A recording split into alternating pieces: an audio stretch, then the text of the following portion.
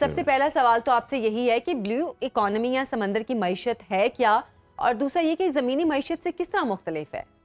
بسم اللہ الرحمن الرحیم. Thank you very much. سب سے پہلے تو میں آپ کا شکر گزار ہوں، پھر آپ کے چینل کا، سنو ٹی وی کا بڑا شکر گزار ہوں کہ بہت ہی اہم موضوع پہ آپ نے مجھے بلایا اور گفتگو کا موقع فراہم کیا.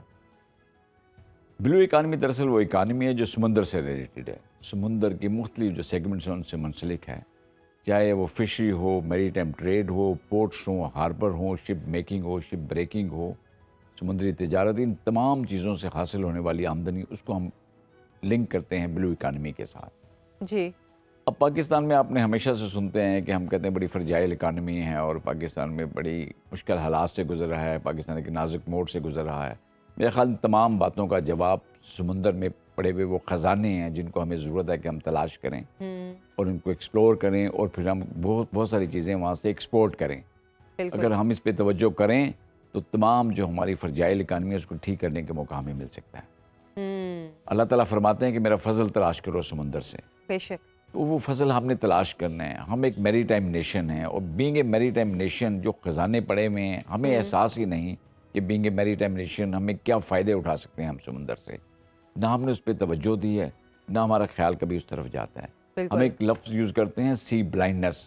میرے خیال پاکستان میں سی بلائنڈنس پرویل کرتی ہے کہ ہم لینڈ کے اوپر تو بہت زیادہ ڈیولپمنٹ کرتے ہیں، لیکن اللہ تعالیٰ نے جو سمندر میں ہمیں ایریا دیا ہوا ہے، جو کوسٹ لائن دی ہوئی ہے، اس پہ ہماری توجہ نہیں ہے. میرے خیال اب وقت آ گیا ہے کہ ہمیں توجہ دینی چاہیے اس طرف جو اللہ تعالیٰ نے خزانے ہمارے لیے رکھے ہیں. بالکل آپ نے ٹھیک بات کی. اچھا سر، دنیا بلیو اکانومی کو قدرت کے خزانے کے طور پر دیکھتی ہے اور بلا شبہ پاکستان کا سمندر بھی $100 ارب سالانہ کی پیداواری گنجائش کا حامل ہے.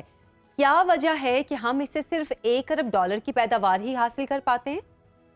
دیکھیے سمندر میں ہمارا جو ایریا ہے پاکستان کا وہ 290,000 اسکوائر کلومیٹر کا ایریا ہے، اور یہ ایریا اگر پورے پنجاب کو اور کے پی کے کو ملا لیں اس سے بھی زیادہ بڑا ایریا ہے. اب اس ایریا میں جو خزانے ہیں وہ ہمارے ہیں، ہم نے ان کو نکالنا ہے، ان کی تلاش کرنا ہے، اپنے ایریا کی میپنگ کرنی ہے اور پھر اس کو ایکسپورٹ کرنا ہے. اگر پرٹیکولرلی فشری کی بات کر لیں تو ہماری جو کیپیسٹی ہے وہ 3 to 4 بلین US ڈالرز کی ہے پر ایئر، ہم ایکسپورٹ کر کے پیسے ارن کر سکتے ہیں. بٹ انفارچونیٹلی ہم نے $500 ملین کی بھی کبھی ایکسپورٹ نہیں کی. 350 400 450 ملین کی ایکسپورٹ ہم فش کرتے ہیں بغیر. وہ اس وجہ سے کہ ہمیں نہ تو ہم اس میں ویلیو ایڈیشن کرتے ہیں، نہ ہمارے پاس سوفسٹیکیٹڈ ماڈرن اکوپمنٹ ہے، نہ ہمارے پاس ماڈرن بوٹس ہیں.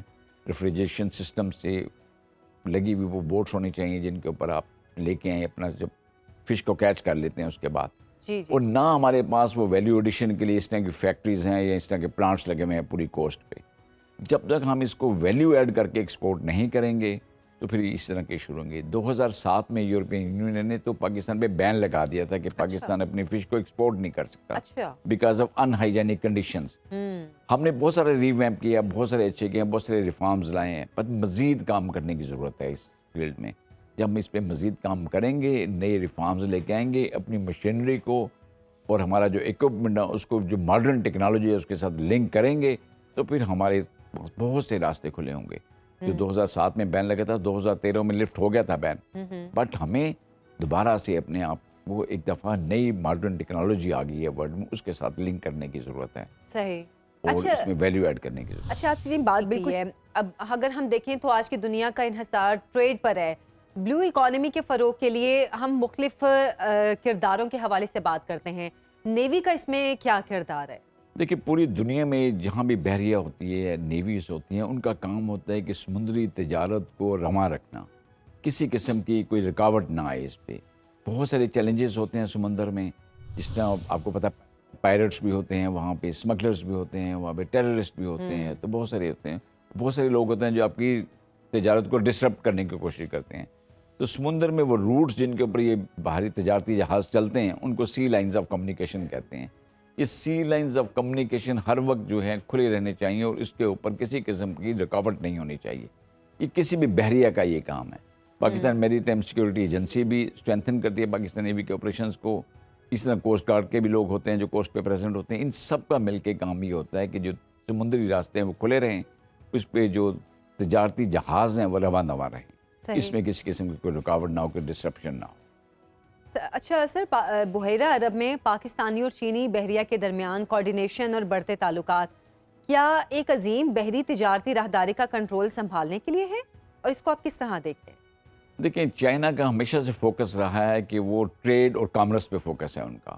وہ لڑائی جھگڑے کو ہمیشہ اوائڈ کرتے ہیں. بہت سارے ایشوز ہیں ان کے جو چل رہے ہیں، لیکن کسی میں بھی آپ کو بڑا کم نظر آئے گا کہ کبھی چائنیز نے کوئی اگریسو پوسچر شو کیا ہو. وہ ہمیشہ لڑائی جھگڑے کو اوائڈ کرتے ہیں. وہ یہ چاہتے ہیں کہ چاہے لینڈ پہ ہو چاہے سمندر میں، جو تجارتی راستے ہیں یہ کھلے رہنے چاہیے. آپ نے دیکھا OBOR انہوں نے پروجیکٹ بنایا، پھر ون بیلٹ ون روڈ کا ان کا آیا، BRI کا بیلٹ اینڈ روڈ انیشیٹو لائے، پھر سی پیک لے کے آئے، چائنا پاکستان اکنامک کوریڈور. اس طرح بہت سارے کوریڈور انہوں نے جو لینڈ پہ بنائے، بیکاز وہ جو اس پہ لینڈ پہ راستے ہیں تجارتی راستے، وہ چاہتے ہیں وہ کھلے رہیں اور یہ مختلف جو کنٹریز ہیں ان کو آپس میں منسلک کرتے رہیں. اسی طرح ان کا جو انفلوئنس ہے وہ سمندر میں بھی بڑھتا جا رہا ہے. وہ چاہتے ہیں کہ تمام تجارتی راستے، چاہے وہ بے آف بنگال کی آپ بات کر لیں، وہ ملاکا اسٹریٹ کی بات کر لیں، وہ ریڈ سی کی بات کر لیں، اسٹریٹ آف ہرموز، یہ تمام جو چوک پوائنٹس ہیں، تمام جو راستے ہیں، وہ جو سی لائنز آف کمیونیکیشن جہاں سے بحری جہاز گزرتے ہیں، ان کو وہ چاہتے ہیں کہ وداؤٹ اینی ڈسرپشن ہر وقت کھلے رہیں اور لوگ تجارت کرتے ہیں. اگر میرا پرسنل پوائنٹ آف ویو بھی پوچھیں تو میں بھی ہمیشہ یہ کہتا ہوں کہ لینڈ پہ ہم نے کافی ڈسٹرکشن کر لی ہے، بہت ساری جنگیں لڑ رہی ہیں. کم از کم سمندر میں وار کو اوائڈ کرنا چاہیے، بالکل. اور سمندر کو بالکل ہمیں صرف اور صرف تجارتی راستوں کے لیے استعمال کرنا چاہیے. بالکل ٹھیک کہا آپ نے. اچھا، بھارت مسلسل پاکستان کی بڑھتی نیوی قوت پر تشویش کا اظہار کر رہا ہے. کیا پاک نیوی کی بڑھتی قوت غمازی کر رہی ہے کہ بحیرہ عرب میں پاکستان کا کردار بڑھ رہا ہے؟ ایکچولی بحریہ جو بھارتی بحریہ ہے ان کا ایشو یہ نہیں ہے کہ پاکستان کی قوت بڑھ رہی ہے، وہ ایک نان پروفیشنل نیوی ہے. بہت سارے آپ انسیڈنٹ دیکھتے ہیں، ٹی وی میں بھی رپورٹ ہوتے ہیں، سوشل میڈیا پہ بھی آپ کو نظر آتے ہیں. لاسٹ ویک بھی ایک ان کی اسپیڈ بوٹ نے ایک پیسنجر بوٹ تھی اس کے ساتھ ٹکر ہوئی ہے، اس کی بہت ساری جانیں ضائع ہوئی ہیں. جی بالکل، یہ کچھ دن پہلے ہی ہے. اس سے پہلے بھی ان کا ایک بحریہ کا جہاز جو تھا پورٹ پہ کھڑا پورٹ پہ ہی ڈوب گیا ہاربر میں. یہ بڑی ان یونین سی بات ہے، کہ انہونی سی بات ہے کہ جہاز کھڑا ہوا ہے، اس کو فائر ہوئی ہے، فائر بجھانے کے لیے انہوں نے پانی اتنا زیادہ ڈال دیا کہ اس پانی کی وجہ سے وہ جہاز ڈوب گیا وہاں پہ. اب ایک نان پروفیشنل نیوی، حالانکہ وہ ہم سے 5 گنا بڑے ہیں، ان کی جو نیوی کی اسٹرینتھ ہے تو نمبرز میں ہم سے زیادہ ہیں، بٹ اس کے باوجود وہ ہمیشہ پریشان رہتے ہیں پاکستان نیوی کی طرف سے، اس لیے کہ ان کا مقابلہ ایک پروفیشنل نیوی کے ساتھ ہے. ایک ایسی نیوی جو پوری دنیا جس پہ پیپل آر کیپنگ این آئی. وہ اس لیے کہ جب وہاں پہ ایکسیڈنٹ ہوتے ہیں اس ریجن کی تمام نیویز کو لوگ ایویلیویٹ کرتے ہیں کہ باقی نیویز میں کتنے ایکسیڈنٹ ہو رہے ہیں. سب سے زیادہ جو ایکسیڈنٹ ہو رہے ہیں اس وقت اس ریجن میں وہ بھارتی نیوی میں ہو. بالکل. ان کے شپس بھی ڈوب رہے ہیں، ان کی کشتیاں بھی ڈوب رہی ہیں، ان کی بوٹس، ان کے چھوٹے جہاز بھی ڈوب رہے ہیں، ان کے ایئر کرافٹ بھی آئے دن کریش ہوتے ہیں. تو میں خیال ان کو اپنے آپ پہ توجہ دینے کی ضرورت ہے اور ایک سیلف اسٹڈی، سیلف ایویلیویشن کی ضرورت ہے کہ وہ دیکھیں کہاں کہاں ان کی خامی ہیں. اگر ہم سے مقابلہ کرنا ہے تو ان کو چاہیے پہلے توجہ دیں، اپنی خامیوں پہ ان کو اوورکم کریں، اپنی خامیوں کو دور کریں، پھر ہم سے مقابلے کی بات کریں. بالکل ٹھیک کہی بات آپ نے. اچھا، اگر ہم جیسے کہ پہلے بھی تجارت کی بھی بات کر رہے تھے، ہمارے سمندروں میں 99 اقسام کی مچھلیاں اور ہمارے جزائر پر 50 اقسام کے نایاب پرندے بسیرا کرتے ہیں. ہم سالانہ بنیادوں پر 4 ارب ڈالر کی بجائے صرف آدھا ارب ڈالر ہی مچھلیوں کی پیداوار سے حاصل کرتے ہیں. مواقعوں کے باوجود ہماری ماہی گیری کی صنعت پر اتنا زوال کیوں ہے؟ دیکھیے، پہلے تو میں یہ بتا دوں کہ جو ہمارا انڈین اوشن میں جو نارتھ عربین سی ہے، اس میں 8000 قسم کی مچھلیاں پائی جاتی ہیں. بہت زیادہ اس مچھلیوں کی اقسام یہاں پائی جاتی ہے. ایکچولی جو ہمارے فشر مین ہیں، ایک ایسی کمیونٹی ہے جس پہ توجہ دینے کی ضرورت ہے. یہ وہ لوگ ہیں جو کوسٹل ایریا میں رہتے ہیں، کوسٹ کے ساتھ ساتھ رہتے ہیں. ان کے پاس تعلیم معیار کوئی ایسا خاص نہیں ہے، نہ کوئی ایسے انسٹیٹیوٹ ہیں جہاں پہ ان کی ٹریننگ کی جائے، نہ ان کو ماڈرن ٹیکنالوجی سے لیس کیا گیا. فار ایگزامپل ایک بندہ جو ان پڑھ ہے، اس کو کمپیوٹر اسکل ہی نہیں آتی تو وہ کیسے کرے گا ان چیزوں کو. اور نیویگیشن کے وہ اکوپمنٹ جو بڑی ماڈرن بوٹس پہ یا ان پہ لگے ہوئے ان کے پاس نہیں ہے. وہ ریفریجریشن سسٹم جو بڑے بڑے جہازوں پہ لگا ہوا ہے، بڑی دنیا میں بڑی جو ماہی گیروں کی کشتیاں ان پہ لگے ہیں، ہماری کشتیوں پہ نہیں لگا ہوا. تو پہلے تو ان کی ٹریننگ کی ضرورت ہے، پھر ان کے اسکل ڈیولپمنٹ کی ضرورت ہے، پھر فائنینشلی سپورٹ کی ضرورت ہے، پھر ہمیں ان کو ماڈرن بوٹس اور اکوپمنٹ سینسر لے کے دینے کی ضرورت ہے.